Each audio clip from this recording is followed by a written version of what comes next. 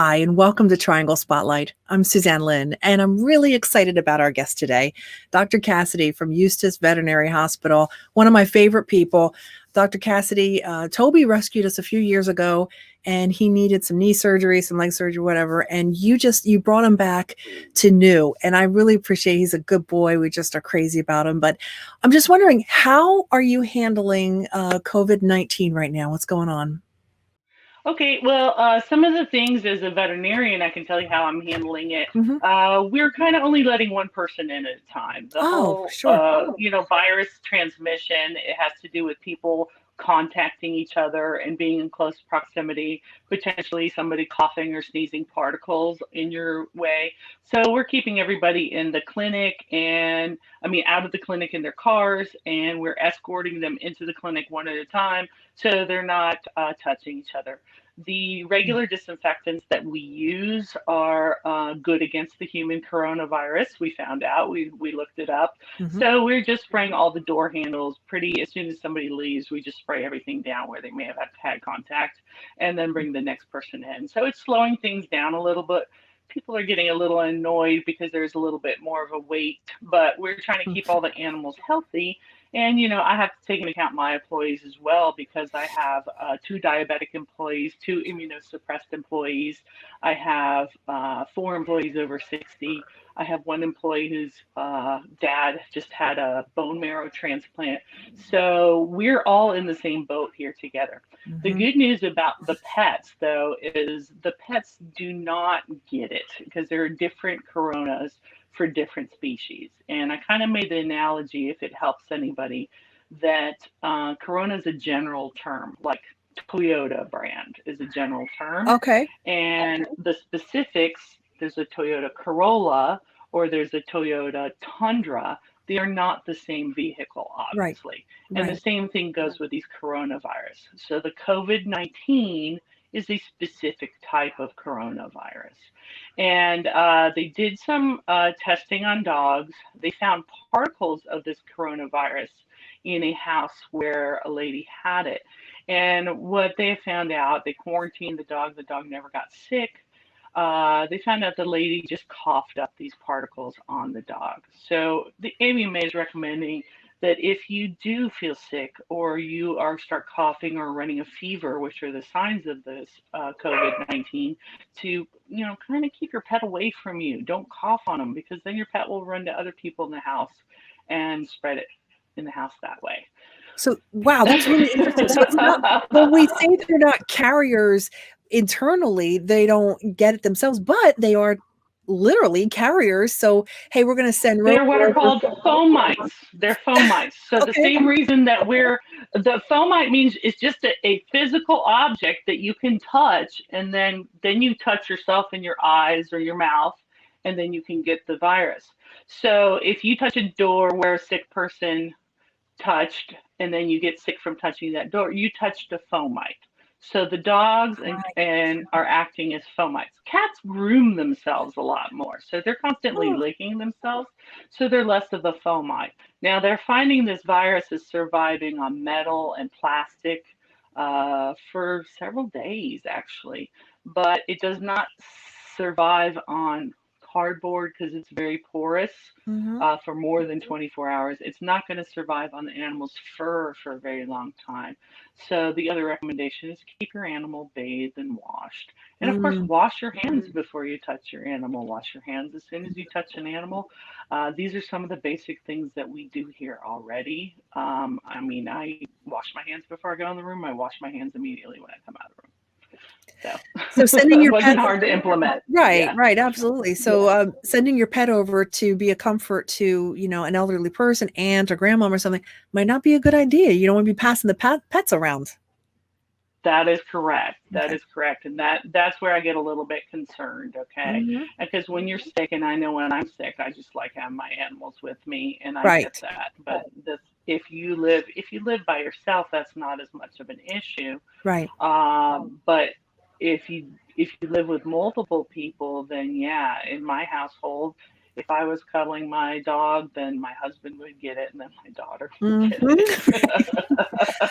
So are you considered an emergency? At what point, say we see Orange County, Osceola County, everybody's making their own calls as far as, restrictions and stuff. Are you going to be considered an emergency?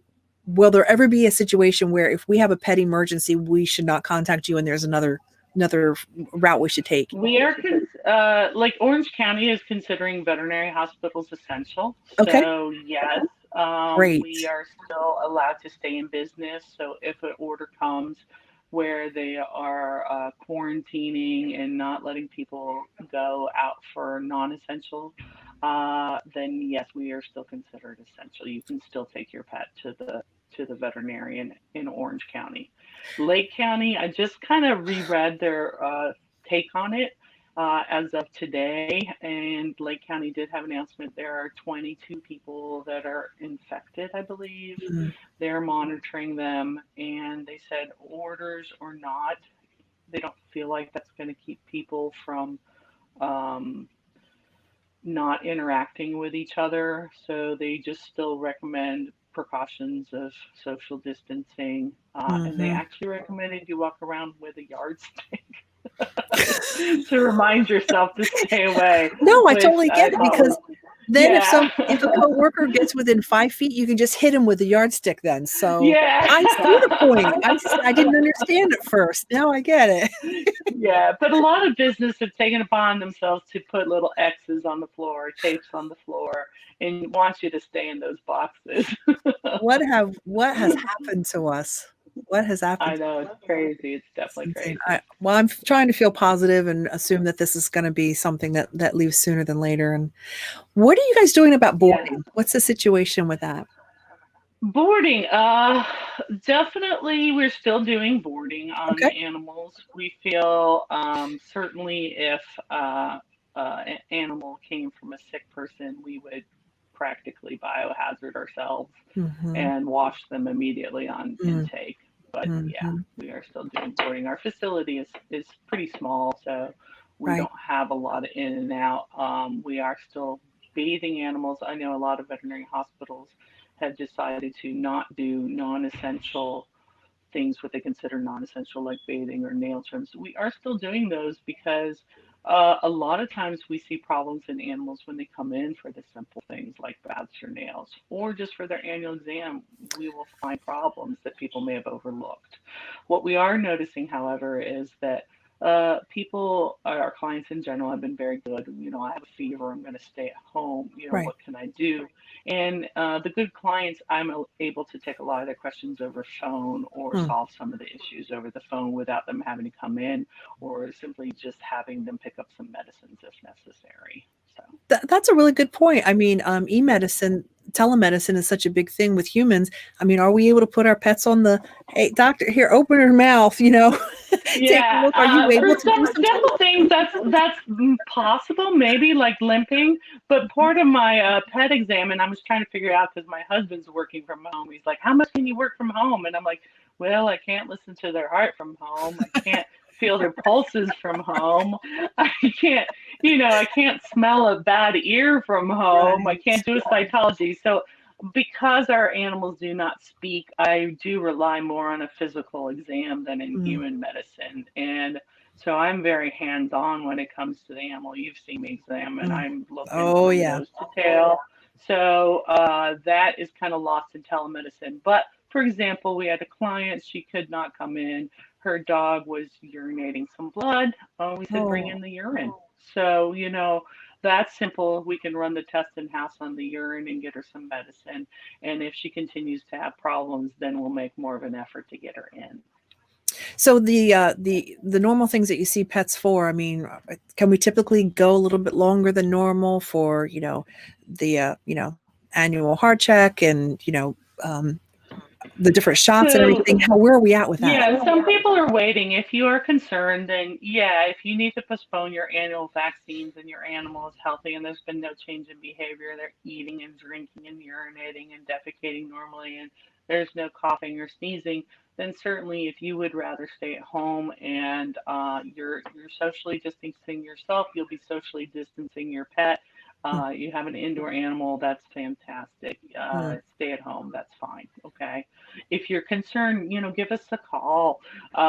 If you're like, well, I don't know if this should be seen, give us a call. We'll be able to help you with that. Yeah. Or call your regular vet, not necessarily us, but just Right, call them. right. Cool, yeah. Um, Yeah. so this might sound kind of crazy, but what's the emotional effect of having the family home all the time on these animals that aren't used to this? I mean, this is a Right. Isn't that funny? So we rocking actually talked house. about this. Yeah, did you? Yeah, we're Good. talking about this. We're talking about this in the vet group, and there's some funny memes like with the cats, like why are the servants in the house all the time, And the dogs, of course, are loving it. The cats Okay. maybe are stressing out a little bit more, and we are seeing some urinary issues because that's where cats stress in their bladders. Mm, But that's not going to be the problem. I think the emotional effect is going to be when everybody goes back to work and the sure. dog's like, what? Everybody was home. I think we'll Why did start you seeing some stop loving me separation. all of a sudden? Right. Yeah, we'll see some separation anxiety at that time. So I think aftermath might be a little harder than current. But yeah, if the people at home are stressed, then naturally animals pick up on that stress. Mm. So that will happen. The other thing I'm seeing is people are home or they're noticing their pets more and actually they're calling more about problems. So that they may Mm. not have noticed before because we have such busy lives. Yes, we do. As a matter of fact, I know you need to get back to your practice. I want to end on just one final thing. Is this an opportunity to adopt pets and now that we're home? Or is this Yes, what's the window look like? Is this it is good an or bad? opportunity to adopt pets. Certainly, if you're thinking of getting a puppy, you're home. You can raise them. You can take them out 15 times a day. And with puppies, you kind of want to social distance them anyway before they're fully vaccinated. So, yes, that is a time. I do have an employee who works at Lake County Shelter as well.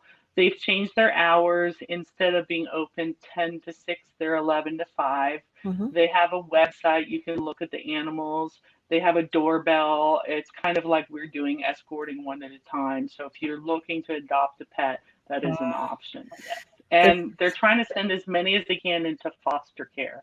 So, with social media, there are a lot of outlets to find, like Pet Finder is another good place if you're looking for an animal and you're not looking for a puppy, you're looking for an older animal, then certainly huh. Pet Finder or looking at some of the rescues would be a good idea. So this could actually be an opportunity to foster a pet and see how the kids do if they really take care of it. And if it's something that you want, that you could go on probably adopt. But in the meantime, is that right? You could, Yeah, kind yes, of do a I trial think run on so. the pet.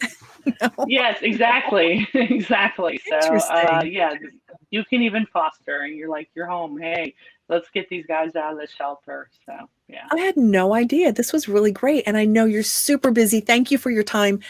Can you give us your contact absolutely. information? How can people get a hold of you? Sure. We're Eustis Veterinary Hospital. We have a website, eustisvet.com. You can also call the telephone number or Facebook. It's a little harder to answer the Facebook messages. Best to contact us through phone 352-357-6688. I just think you rock. You're just the best. Thank you so much. Thank We're you so so glad much, that you're our Suzanne. vet. Have a great day. Thanks. All right, you too. Bye-bye.